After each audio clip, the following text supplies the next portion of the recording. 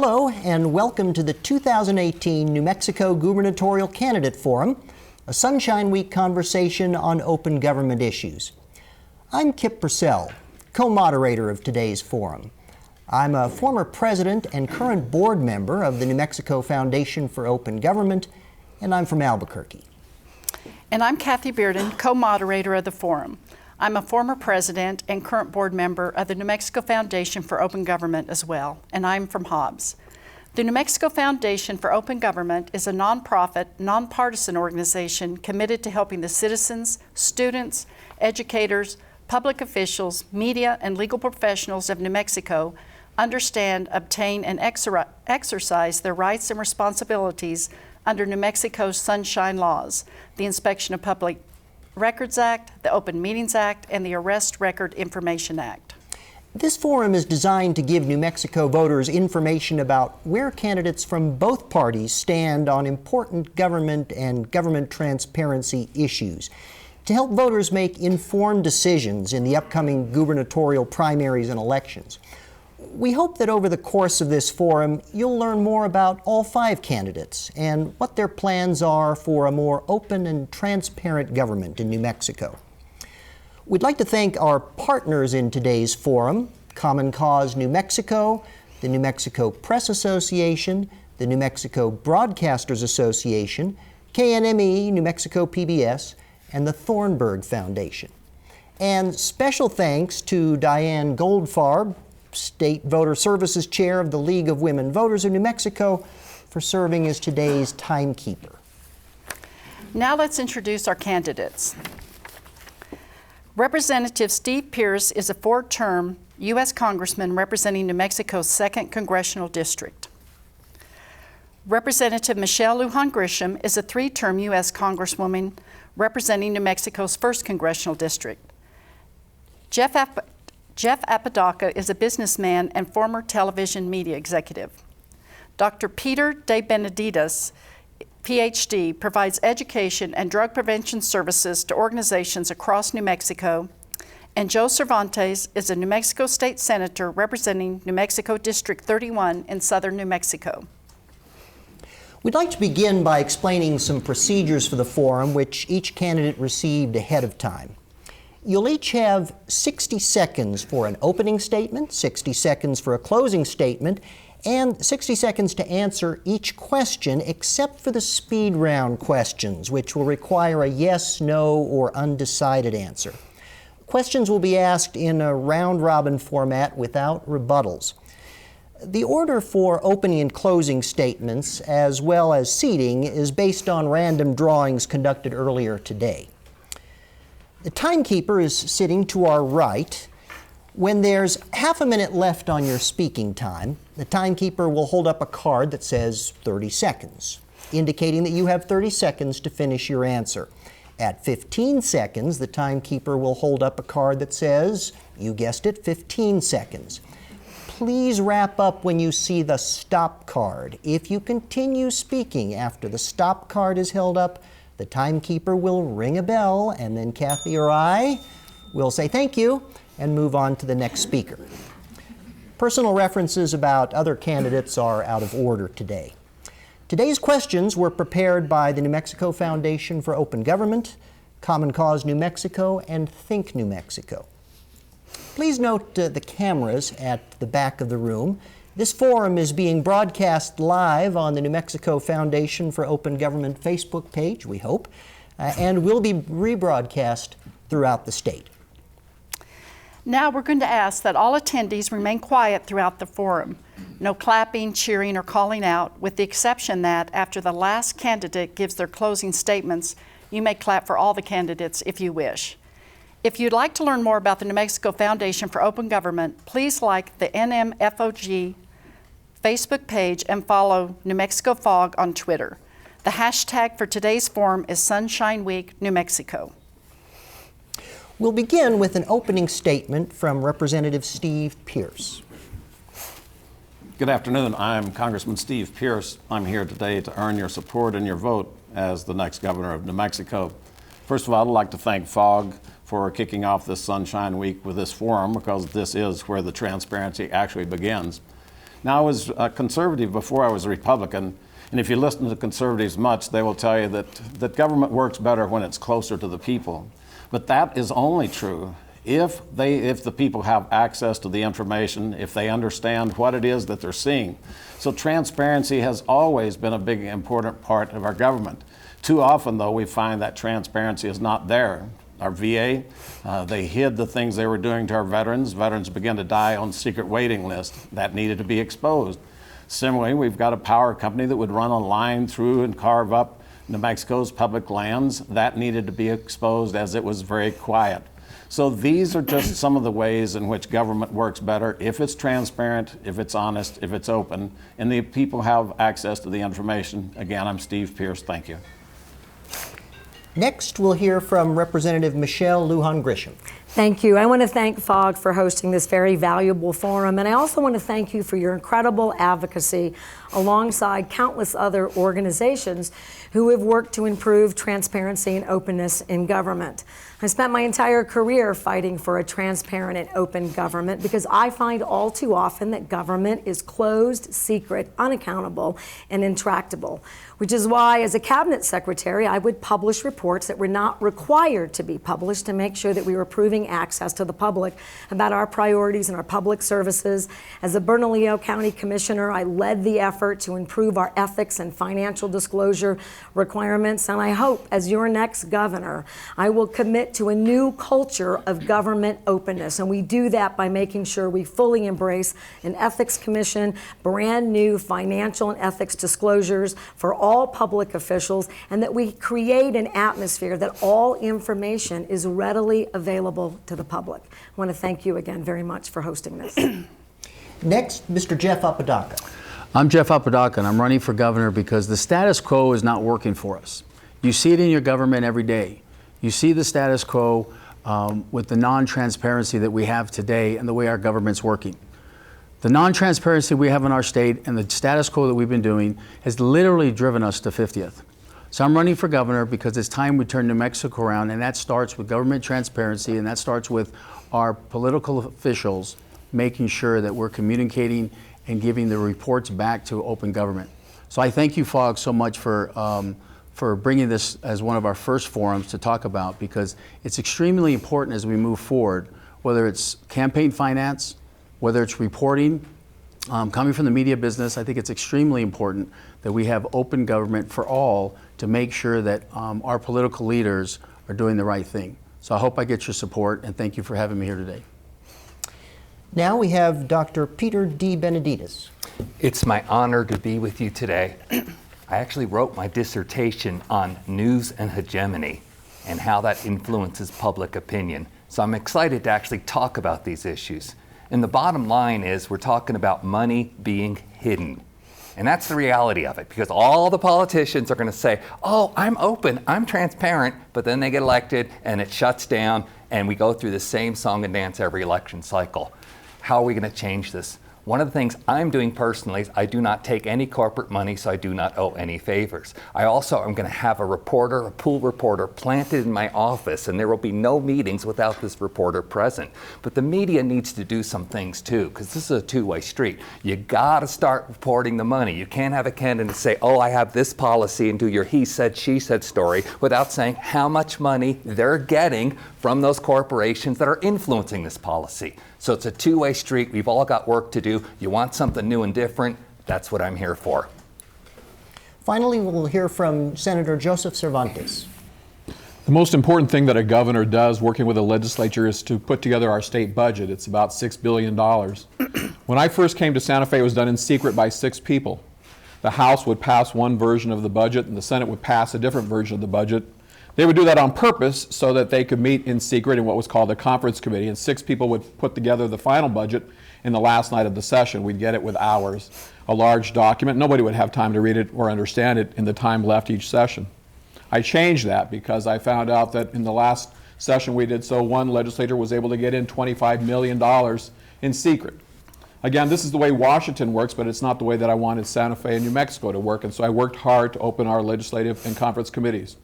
And more than just fighting for open government, I got it done. That's the type of legislator I've been. It's not about fighting for issues, but getting things done. And I'm proud to be here with FOG, who enjoys with me a 100% score. And frankly, I enjoyed their Dixon Award, the highest award that the Foundation of Open Government gives for the work that I brought to transparency and open government. Thank you, candidates. Now we move on to the question and answer portion of our forum. Remember, each candidate has 60 seconds to answer each question. Here's the first one. The Inspection of Public Records Act allows government agencies to charge only the actual costs of copying documents requested by the public. The Attorney General says that these costs may include any personnel time involved. Open government advocates disagree because the statute declares that providing people with information about state government is an integral part of the routine duties of public officers and employees. In your opinion, should government be able to charge more for copies than Kinko's does? We'll start with Representative Lujan Grisham. So, no, I don't think state government entities ought to be able to frankly charge anything. I understand the issue about reasonable costs, and we've got an underfunded state budget, but the reality is that if you're denying access because people have an inability to pay for copies or administrative time, then you're not meeting the spirit of sunshine laws or transparent government. The best defense to this issue in general, in addition to a governor, and I would be that kind of governor, make sure that folks get access to all public information that they're entitled to without exception, and making sure that I'm accountable by knowing which one of my state government agencies are have FOIA requests or IPA requests, and making sure that we're getting that information out. But by having more digitized records online so that people can get access to this information. It's exactly what I did in Bernalillo County. It's exactly what I would do as governor. Next, Mr. Apodaca. I think the Public Records Act is extremely important to be open and free. That's what it's about. Typical New Mexico, typical our political leaders continue to look at how do we tax and how do we cut our services. So those prices are that high because it's a revenue stream for our state. And then we cut services based on that. So we need to invest into digital records. I agree with the Congresswoman here. And we should have it public access for free. Coming from the media side, big media companies might be able to afford some of those costs, but local small individuals and small organizations do not. So again, it's about ethics, it's about open public access. So under my administration, we will push to have a free public access record for everybody. Next, Dr. DeBenedittis. Open government requires open data. This is the digital age, and we're still thinking copies. Right now, most government agencies don't even talk to each other. I know that because I've been doing prevention, and the health department doesn't talk to the schools. Once we move to an open data system government-wide, where all documents are stored in their original form digitally, and then we can start to have access. And then a person can walk in and say, I need access to this data, and within 24 hours, it should be emailed to them at no charge, because that's what it is. The bottom line is, what is public versus what is private? Our country has been saying, well, it's privatized, and we can sell you stuff. And we've gone from citizens to consumers. I want to bring us back to the place where we are people and we have the right to know, and our government isn't in the Stone Age, and they talk to each other through a massive upgrade of digital open data. Now we have Senator Cervantes. So we're going to hear a lot today about the things that candidates want to do or would do if they were governor. What I'm going to talk about tonight is what I have done and what I can show people from that record I will do as governor. So as an example, the Inspection of Public Records Act, the right to see records, used to say that you had to make a request in writing. And the Attorney General interpreted in writing to require something actually on paper, in ink. And I passed a law to allow people to do that online, electronically, to send an email request. That was a big fight from the agencies, but I was able to get it done and succeeded at doing so. This is all about an attitude, really, in state government. Is the government here to serve us and to help us? If the government's here to help us and serve us, then they should make this easier, cheaper, and more reliable, as I did with my email legislation and the other bills that I've done. If the goal here is to obstruct the citizens and make it harder for them to find out what's going on in their government, then the government will charge fees and interpret laws in ways to suit that purpose. We needed a governor who's done this for years successfully and can show people what that true commitment is. I do it with a 100% record. And finally, Representative Pearce. Thanks. Again, access to information is just the key to open government. So I think that we all agree that IPRA is extremely important. When we begin to charge, it actually comes very close to a poll tax, and that's simply not accepted in America, that you don't refuse people access to the process by some fee or some charge. And so I think we're all in agreement that digitizing the records, making them available, but many people don't work online. So we still have to have the ability to print out the documents, and those should be done by the agencies. But I think that Senator Cervantes said it very well, that many times we have an attitude in government that those people out there just don't quite know enough or maybe shouldn't have access to anything. The biggest thing we need to change is the attitude in our state government that we're all a part of the process, that people are a piece of the solution, and we need to be involved. Thank you. This question was provided by Common Cause New Mexico. In 2017, the legislature passed a constitutional amendment to create an independent ethics commission that will be on the ballot this November. If the voters approve the amendment, nuts and bolts enabling legislation will be considered during the 2019 session. What are the top 3 things your administration would support to enable this commission to investigate complaints, rebuild public trust, and serve the interests of all parties involved? And we'll start with Mr. Apodaca. Thank you. I'm actually surprised it's taken New Mexico so long to have an ethics commission, an independent ethics commission. I think we're one of the few states, if not the only state, that didn't have one. So I'm very glad that the legislature finally passed it. The 3 things we would do is, first of all, make sure we fund a program so it's completely run independently. Secondly, make sure it's run independently on that side. But more importantly, make sure that we're auditing specifically our books and how those dollars are spent. Our legislators and our budget isn't completely audited across the board. So I think one of the major things that we need to do is make sure within the ethics is making sure we're following rules and regulations, make sure we're funding it, but also make sure that we're auditing the expenses and the times of our legislators and what they're doing during our process. Next is Dr. DeBenedittis. Thank you. The bottom line is money, and the most important thing the Ethics Commission can do is to create a searchable database of lobbyists and contributions and what candidates in New Mexico receive. So we know, and it's easy to know, and reporters can report, this candidate takes this stand and they get this much money. For example, I was on opensecrets.org this morning, and I found out which of the candidates up here, who I cannot name because we can't talk about candidates, has received $437,000 from the Club for Growth. Which of the candidates have received $66,000 from pharmaceutical industries? Is that going to affect our opioid policies? Is that going to affect whether we tax or whether we go to regressive trickle down? This is what needs to be done most importantly, a searchable database of contributions from lobbyists and candidates that can be made public so people can have immediate accountability. Thank you. Senator Cervantes. Years ago, my colleagues gave me the regrettable responsibility of heading the impeachment of one of our statewide officials with the PRC. It's not a job any one of us wants to do, but my colleagues trusted me to do it. After we finished that impeachment proceeding, the issue was, what do we do about the qualifications of the PRC?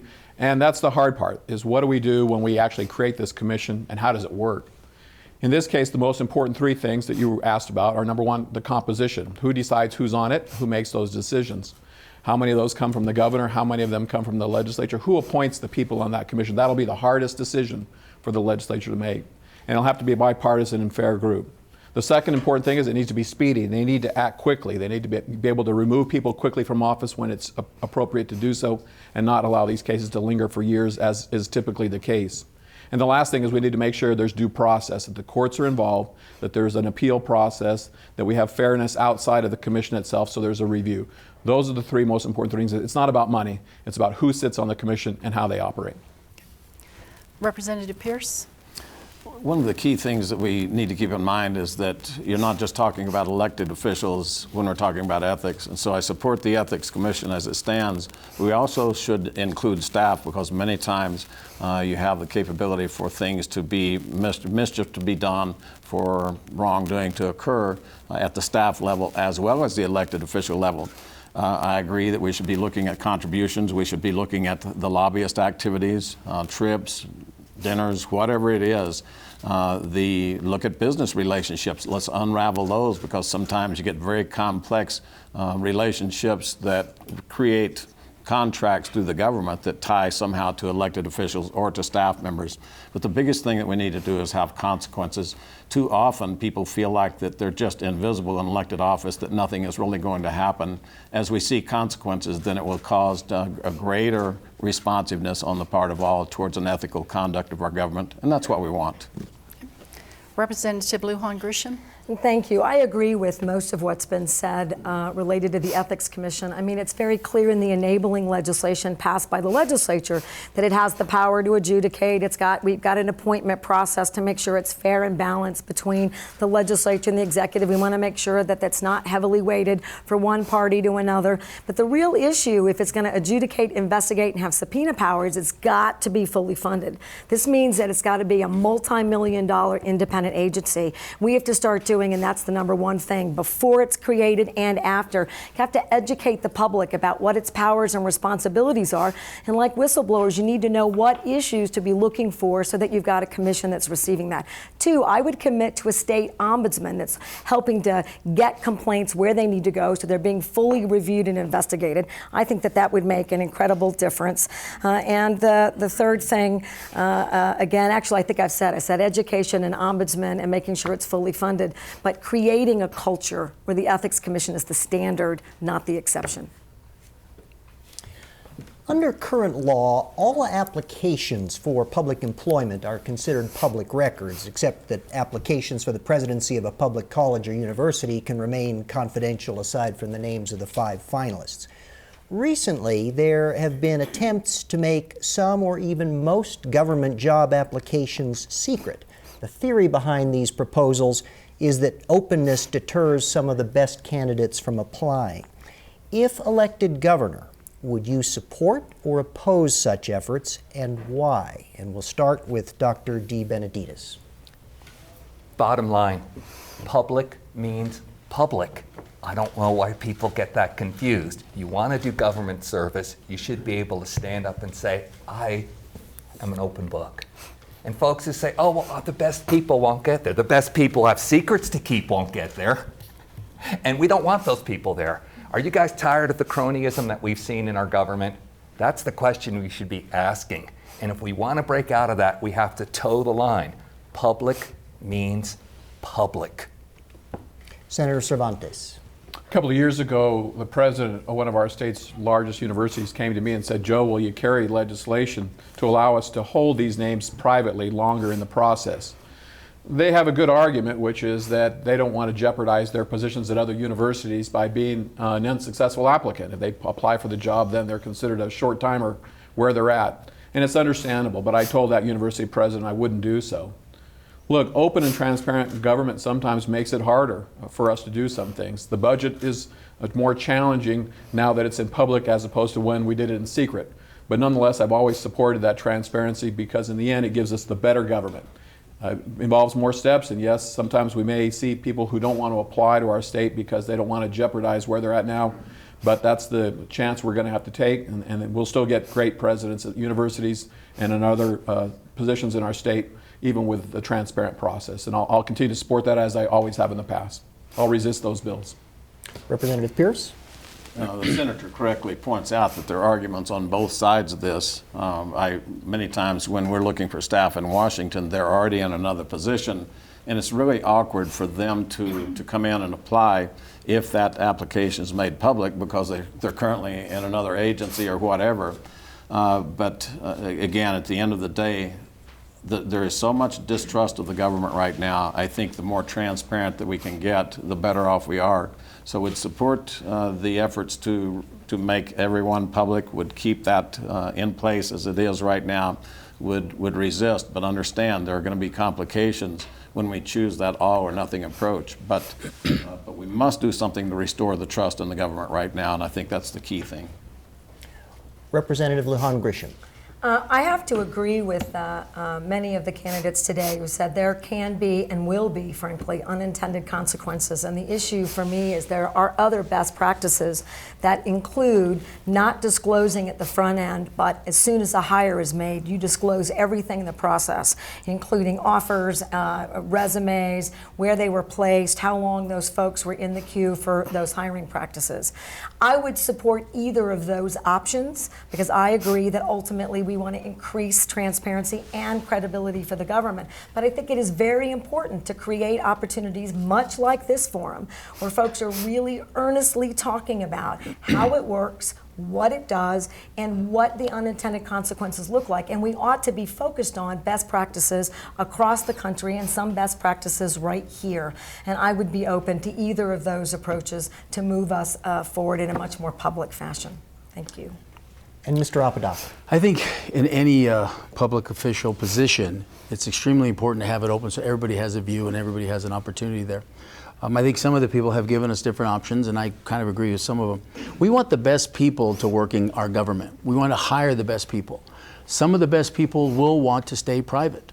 So I think through the early round processes, to keep it private, I think would be fair.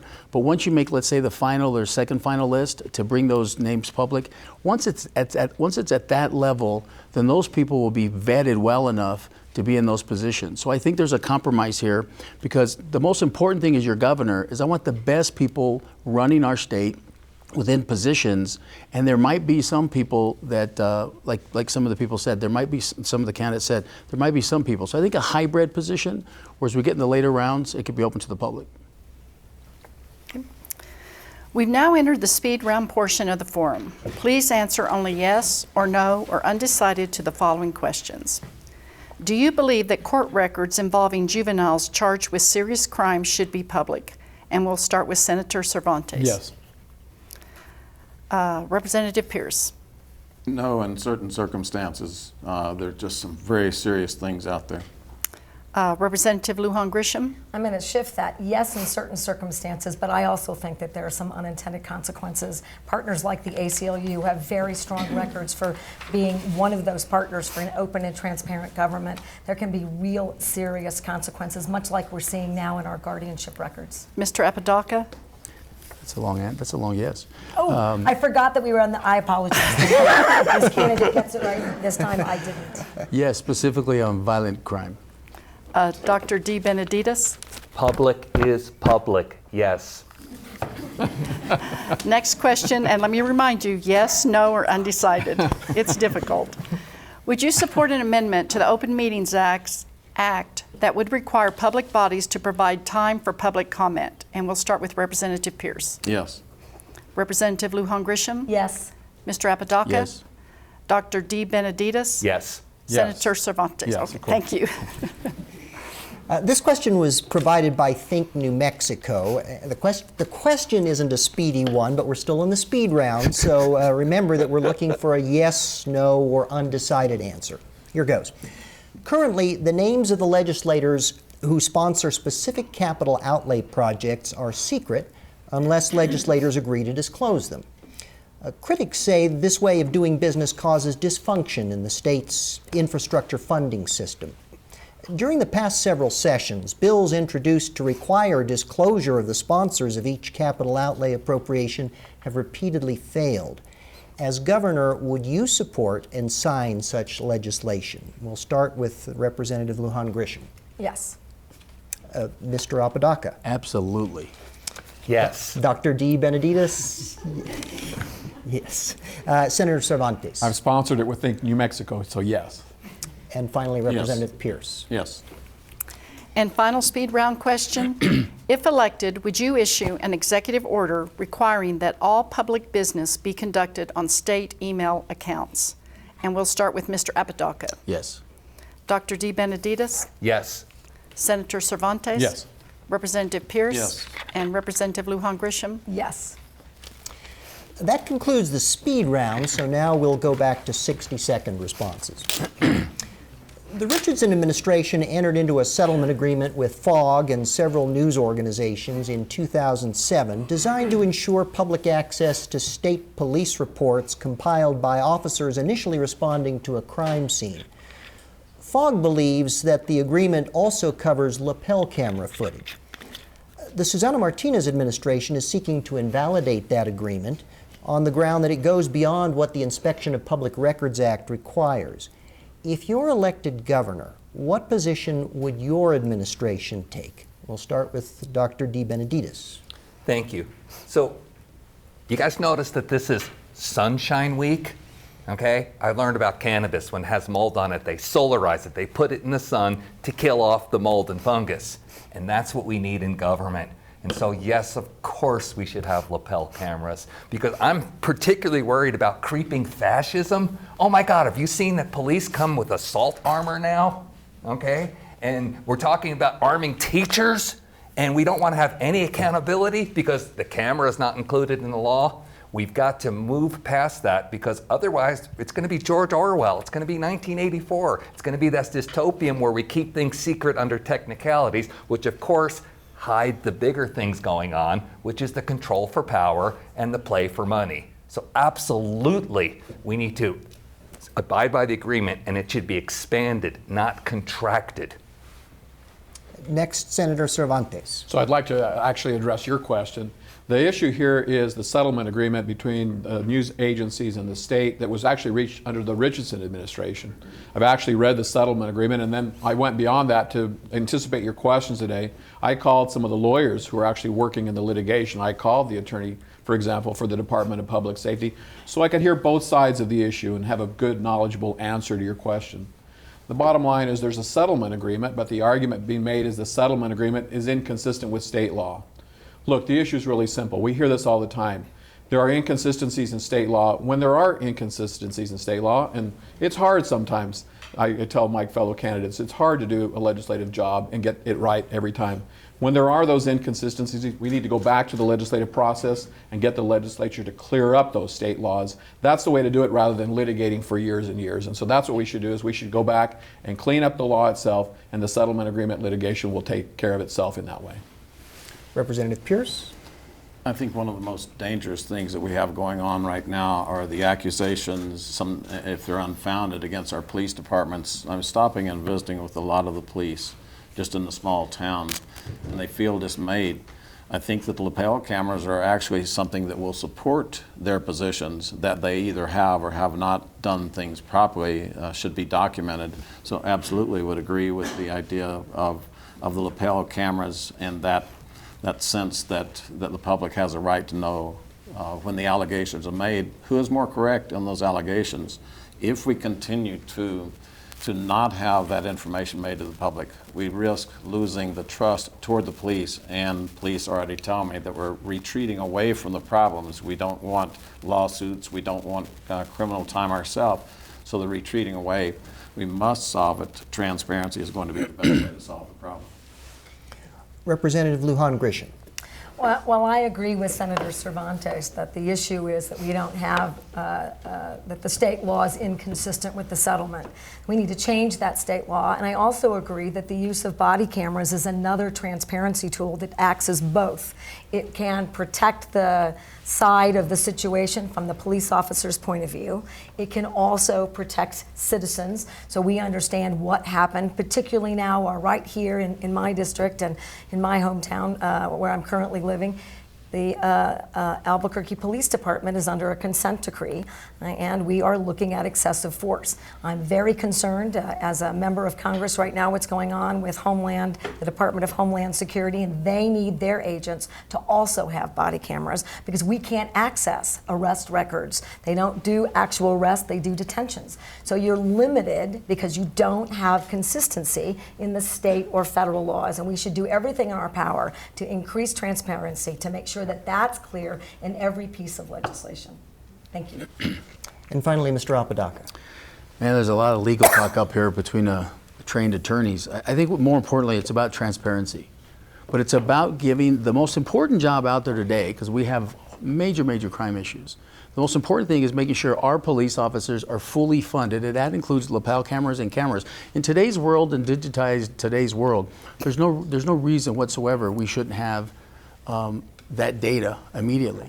Now, I agree with some of my opponents up here that We have to have concerns on how we're going to use some of that information, but it's about the public and it's about the public safety and making sure our police officers are also protected. So it's about giving that information and making sure that it's fully funded and making sure that we have both protect the police officers and things that are going on to the public. So we would support that wholeheartedly, but it's more importantly that we make sure we give funding so our police officers have that from the community up. This question was provided by Common Cause New Mexico. If voters approve the constitutional amendment creating an independent ethics commission, excuse me, how will your administration support fully funding the commission to enable it to properly perform its functions and to keep the public informed through public hearings around the state?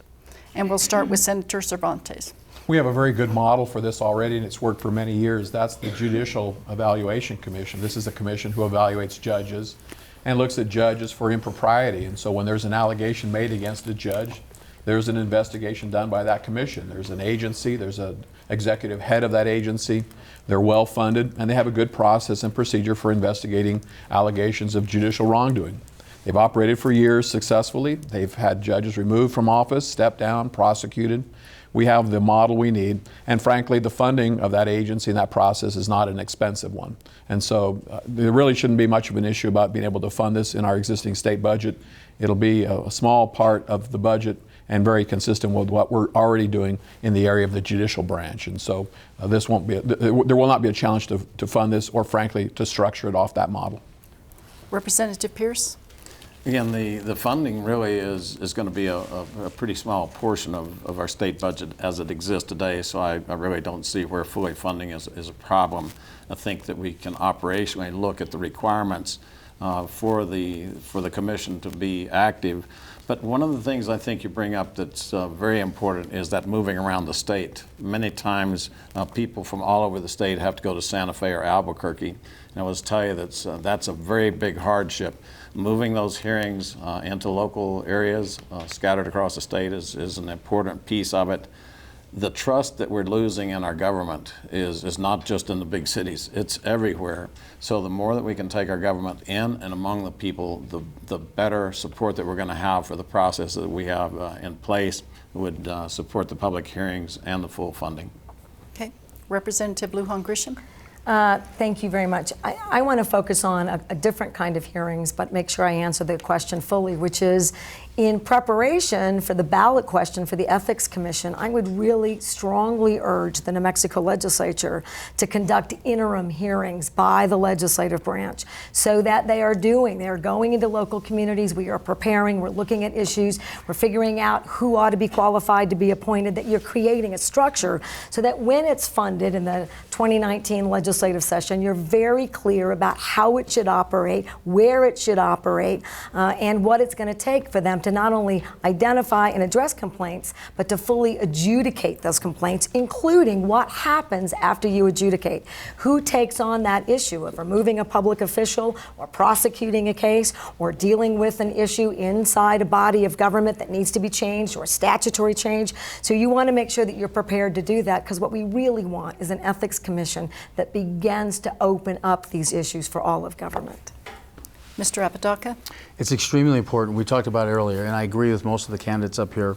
The judicial system could actually create a great structure for us to use. It's extremely important to fund everything, both in the rural communities and within the bigger cities, as we discussed. And more importantly, I think, as the Congressman said, the budget will be relatively small. But when there are violations, we have to make sure it's a separate entity, separate standalone entity that some of the legislators are not involved in, specifically in some of these ethics issues. So again, goes back to, I think we already have a structure there. The small budget, it's not going to be that much of a budget. Make sure we fully funded there. But there has to be a third-party independent entity there, both in the smaller communities and the larger cities. Dr. DeBenedittis. And now for something completely different. Politicians will say, oh yeah, we've got the money, and then they're in office and they play the poverty card. We're too poor to pay teachers, we're too poor to do this. Why? Because year after year, they're paying off corporate donors. Take a look at oil and gas. We can't touch any of that because we need it for our state budget. We got 2,000 abandoned wells in our state. Who's paying for that cleanup? We are. Why? Because the agencies didn't go in and haven't put enough bonds up front to cover the cleanup costs. And that's just one example. I can go through this the whole time. Until we get money out of politics, until we get totally transparent on the money taking place, every candidate is always going to say, yes, I will fund this. And then when they're in office, the poverty card will get played and go, oh, whoops, sorry, I can't fulfill my promises. We got to look at the bigger issue if we really want to get the change we deserve and an ethics commission that's going to really clean up our state. Do you plan any initiatives to make more public records available electronically? We'll start this time with Representative Pearce. The access to public records is absolutely essential.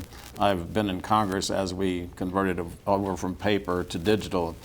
We've seen the process taking place, and we would do everything that we can to mimic that process here.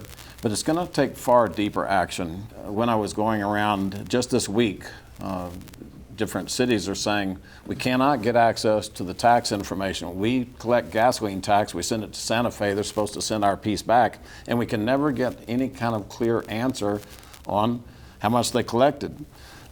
Physicians were saying regarding Medicaid expenditures, we need to know what the prescriptions cost before we order them. And the pharmaceutical companies cannot give answers. So yes, we'll do everything we can to make digital access, but we've got to change the entire culture of the state government so that people simply know basic things, and that's one of the obstacles that we find right now. We'll do everything we can to make it much more open and transparent. Representative Lujan Grisham. Actually, on the prescription issue, which isn't quite the question, I want to actually take that opportunity thank you, Congressman Pearce. A lot of this information gets out through a Medicaid contract to a whole variety of contractors, insurance companies, and pharmaceutical benefit companies, and the problem is it's proprietary. So here's an initiative. You require all of those contracts to give you back that data so that you can provide it then to the doctors and to constituents so they know the true cost and how that's being borne out of Medicaid. We don't do that currently. We have trouble just managing the basic utility data. I would also have a long-term, not a long-term ombudsman, that's the health ombudsman program, but I want a state ombudsman that's moving all of these records and committing to getting them digitized. In addition to a public records custodian, have a person that's embedded in every single agency and department who's also getting your paper records up on the internet. If you don't do that, then you can't be accountable for those agencies. So you create those structures so that you know that you're providing the information to the public. Thank you. Mr. Apodaca. Well, one of the biggest issues we have in our state is our departments and multiple city levels and state levels do not talk to each other, specifically both computerized and our communication-wise. So one of our major plans is to come in and digitize all our records, but also have our communities and our departments work with each other and communicate with each other. It's extremely important that we have to be able to get our records, be able to share our records across the board. And I do agree with the Congresswoman and the Congressman that some of our medical records we just do not have access to, and it wastes a lot of time, specifically on the Medicaid stuff. We spend millions and millions of dollars a year. So by digitizing and streamlining our efforts, where our communities can work with each other, where our different departments and cities can work with each other, I think that will be one of our first major acts as governor. Dr. DeBenedittis. So it's not about having open data, which I've already talked about and that we desperately need. It's about a culture of intimidation that starts from the governor on down. I've seen this when I was working to raise alcohol taxes. I would make requests to Medicaid. It took me forever to find out that Medicaid spends $100 million a year cleaning up after alcohol diseases, even though we only get $46 million in taxes from alcohol companies. Why? Because when I put my request in, it had to go all the way up to the department secretary, which means they were looking out for the governor. All right? So it's kind of like Game of Thrones. Any government employee out there listening to me, you know what it's like, because when I asked you to sign my petition, oh, I can't do that. When we talked about delegates at our pre-primary convention in the Democratic Party, intimidated because they knew if they voted a certain way, they might come back to them if so-and-so wins this election. So this is what we need to do, is we need to understand the relationships between money and power, and that sets up a culture that keeps us from ever having open data. And finally, Senator Cervantes. Jennifer and I have 3 daughters. The oldest is 25, and they've dragged me into the digital communication era. As a 57-year-old, I had to learn a lot, but the reality is we're living in a new time where we communicate in entirely different ways. That's why I sponsored legislation and passed it to allow for these requests to be done by email when they used to have to be done in writing. The fact of the matter is that a government has to keep up with the changing way that we communicate, and it's happening fast. The reality is that now citizens are sending an email asking for records, and we have agencies that have large staffs and large budgets now to respond to that. It's been difficult for them, granted, but there's no alternative. This is the way we communicate now, and they're going to have to meet that challenge and that burden, whether it means additional funding or additional staff to do so. I'll note that we have adopted, and I was proud to sponsor and vote for the Sunshine Portal. Senator Rue here in Albuquerque sponsored that bill. A lot of our state procurement and other contracts and other information is now on that Sunshine Portal available online. So we're making progress as a state. I've got that background and that history to do that. Thank you. State agencies create databases that have economic value to private businesses. In licensing businesses to use these databases, should government place a priority on maximizing revenue or instead on maximizing the public availability of government information? And we'll start with Representative Lujan Grisham. Oh, easy answer. Absolutely, it's got to be in the public interest.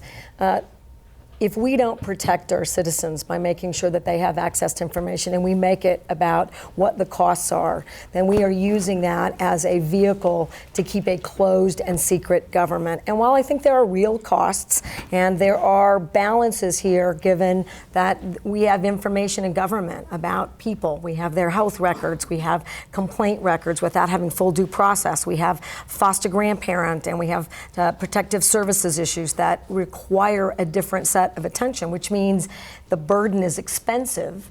You have to err on the side of the citizen, and you have to make it easy for them. So I would not let that excuse ever find its way into my administration as governor.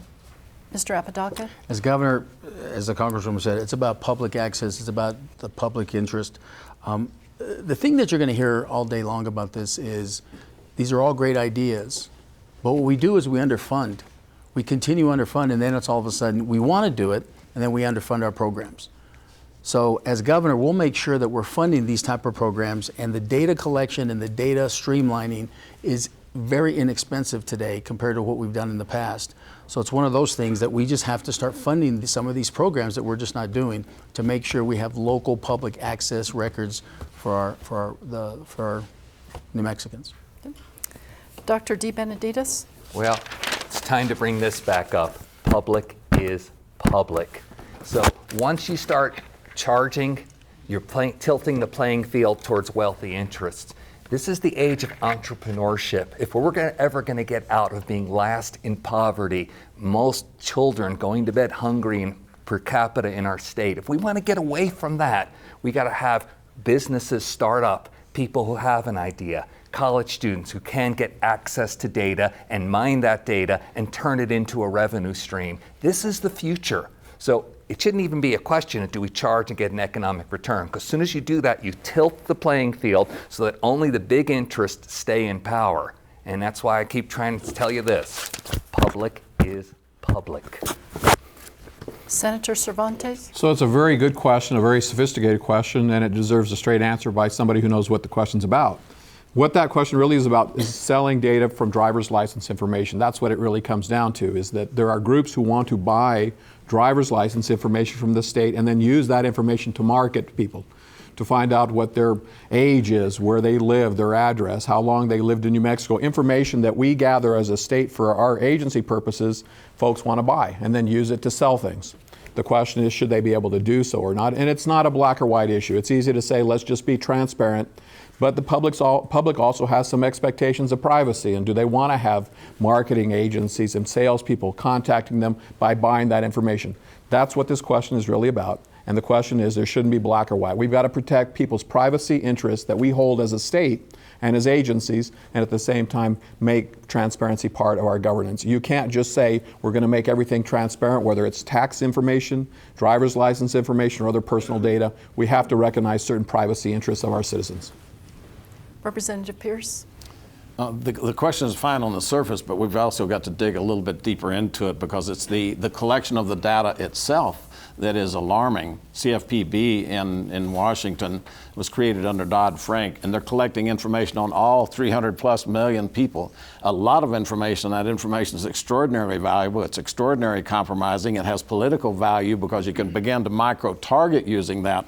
So even having the agencies collect more than what they need, I'm very nervous with that. I voted against the FISA bill because there was not protection there to keep our metadata from being just transitioned over and someone using it. So the data collection itself has got to be reviewed. I do not think that data should ever be used for revenue generation, and it shouldn't be used or it shouldn't be given to people who are looking for an easy way to get access to information.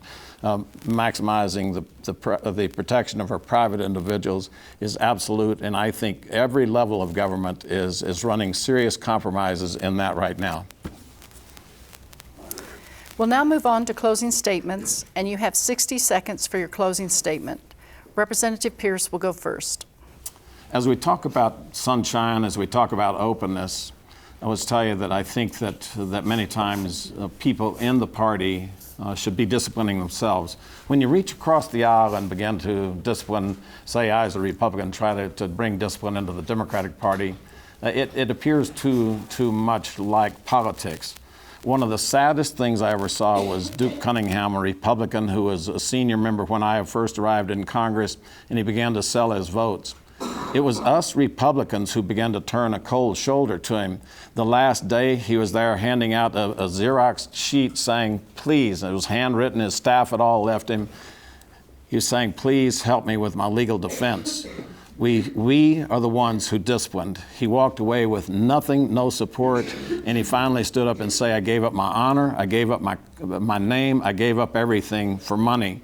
When we in the system begin to discipline, when peer pressure begins to operate, we're going to find more ethical, more open government. Representative Lujan Grisham. Thank you. I want to thank FOG for this forum. I think it's really important that we're being very clear about the role in government in providing access to its information to the public. And I think we've done a good job, the candidates today, really talking about some of those privacy balances. But this is an issue of leadership and culture and experience. If you lead by creating the expectation by everyone in government and everyone in the legislature and every public official to create an environment where we're completely transparent, you will get a much more open government. Knowledge is power. And if we don't provide that knowledge to the public, it subjects itself to real abuses in the system. And that's why as a cabinet secretary I did that. That's why as a Bernalillo County Commissioner I've done that. That's why successfully in Congress my very first piece of legislation was to deal with making sure that you got effective financial reporting and requirements and disclosures from nonprofits who were not currently required to do it. That's what a governor will do. That's what I'll do as governor. Thank you. Next is Senator Cervantes.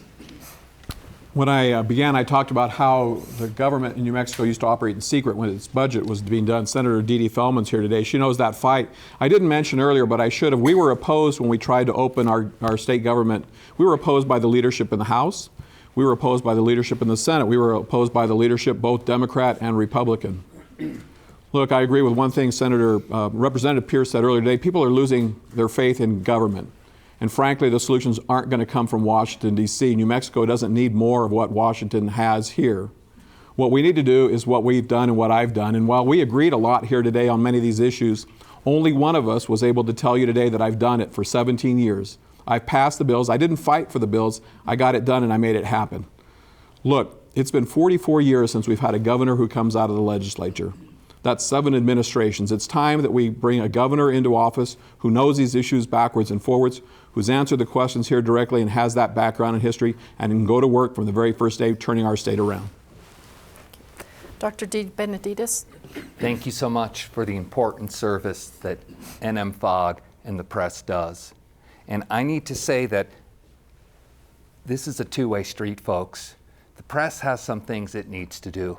The press needs to stop the he said, she said, and start looking at the money trails. The press needs to stop treating candidates, oh, you're the front runner and here's a horse race story, and give every politician, regardless of money, an equal say in the press. As governor, I'm going to change things because I'm going to have an open door day twice a month. You come, you talk. I'm going to move around the state so people can be heard, and I want a reporter in there while we're talking. And then I'm going to have a pool reporter, if you guys will pay for it, who will sit in my inner office. So no business will be transacted without the view of the press. My name is Peter DeBenedittis. Thank you very much. And Mr. Apodaca. Today, New Mexico FOG, thank you so much for putting this together. I think this is a great forum. I hope we have more forums and more debates where all the candidates will show up so we can discuss what's best for New Mexico. What you heard today is about culture, and you heard a lot about culture changes. What you see at this table today are career politicians that continue to talk about the status quo. So they're going to tell you, my opponent's going to tell you about the status quo. What we're talking about is major change and big ideas, and that starts with open government. Now, some of these ideas are great ideas, but then when they don't give you fully funding, then when they don't go through it, that's what happens. Our culture today is about protecting political careers instead of protecting you. And that's why I'm running for governor. So if you want the status quo, if you want to continue with the status quo, then I would ask you to take a look at other campaigns. But if you want big ideas and new changes and not the status quo, to create 225,000 new jobs that will create revenue streams and surpluses for our state so we can fund some of these programs, I'd ask you to take a look at us. Thank you. This brings our forum to a close. The forum will be available for reviewing on the New Mexico Foundation for Open Government website and on its Facebook page. Thanks again to our partners, Common Cause New Mexico, the New Mexico Press Association, the New Mexico Broadcasters Association, KNME, New Mexico PBS, and the Thornburg Foundation. Thank you to our very precise timekeeper, Diane Goldfarb, State Voter Services Chair of the League of Women Voters of New Mexico, and thanks especially to all our candidates for taking the time today to address these important issues. We're not done.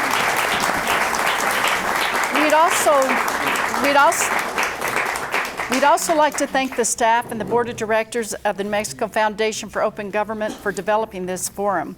And finally, if you're facing an issue of open government or transparency, please reach out to the FOG hotline at 505-NM-FOG-01 or 1-505-663-6401. And if you're interested in supporting the New Mexico Foundation Open Government in its efforts, consider joining FOG by going to nmfog.org.